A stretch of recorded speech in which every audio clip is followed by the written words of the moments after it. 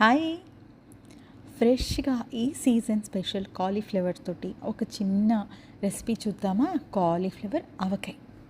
So, cauliflower కడిగేసి ఇలా ఆరబెట్టేసిన తర్వాత ఆవపిండి, కారము, ఉప్పు ఒక బౌల్‌లో వేసి ఫస్ట్ చేత్తోనే కలిపేద్దాము.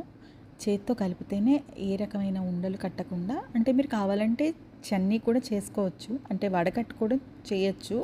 నేనైతే నాకు ఇలా చేత్తో చేయడం అలవాటు అనమాట. ఇలా చేస్తాను నేనైతే. అంతా శుభ్రంగా కలిపేసిన తర్వాత కావలసినంత నువ్వుల నూనె, నువ్వుల నూనె కూడా వేసి శుభ్రంగా కలిపేయడమే.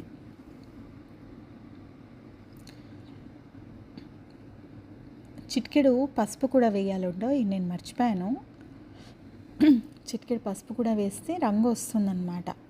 ఎందుకంటే అది నేను వేసింది మెంతి కారం, కొంచెం నల్లబడుతుంది. అందుకని పసుపు కూడా వేసుకొని కాలీఫ్లవర్ మొత్తం అందులో వేసేసి చక్కగా కలగలపాలి. 4 వైపులా ఇలా ఇలా అనేస్తే చక్కగా కలుస్తుంది కదా. బాగా కలిపేసుకుంటే ఇంకంతే అన్నమాట. దీంట్లో నేను మళ్ళీ ఒక 2 చెక్కలు నిమ్మకాయ పిండాను పులుపు కోసం. ఎలాగో మెంతికారం, ఆ మెంతికారానికి ఎలాగో కొంచెం నలుపు ఉంటుంది. చింతపండు వేస్తే మరీ నల్లగా అయిపోయి మరీ అసలు రెండో రోజు కల్లా రంగు మారిపోతుంది. అంత బాగుండదు కదా చూడ్డానికి. అందుకని నిమ్మకాయ పిండేశాను. ఇంకా ఇంతే. అసలు ఎంత టేస్టీగా ఉంటుందంటే, మీరు కావాలంటే హ్యూమిడిటీ ప్లేస్లో అయితే ఫ్రిడ్జ్లో పెట్టుకోవచ్చు, లేదా అంటే బయట ఉంచేసినా సరే. అసలు నన్ను అడిగితే ఉండే క్వశ్చనే ఉండదబ్బా. అసలు వారం రోజులు నిల్వ ఉండే పచ్చడి 3 రోజుల్లో అయిపోకపోతే అడగండి. ఎంతో టేస్టీగా, ఎంతో ఈజీగా ఇలా కాలీఫ్లవర్ తోటి ఆవకాయ చేసుకోవచ్చు అనమాట. 2 చెక్కలు నిమ్మకాయ పిండాను చూసారా.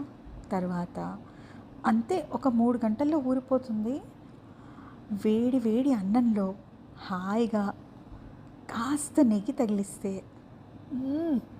వెరీ యమ్మీ ఆవకాయ ఇది. చాలా వేడిగా ఉండింది రైస్. నాకేమో ఆత్రం ఎక్కువ, టేస్ట్ ఎలా ఉందో చూద్దామని. సో తొందరగా మీరందరూ చేసేసి కామెంట్స్లో చెప్పండి ఎలా కుదిరిందో మీకు.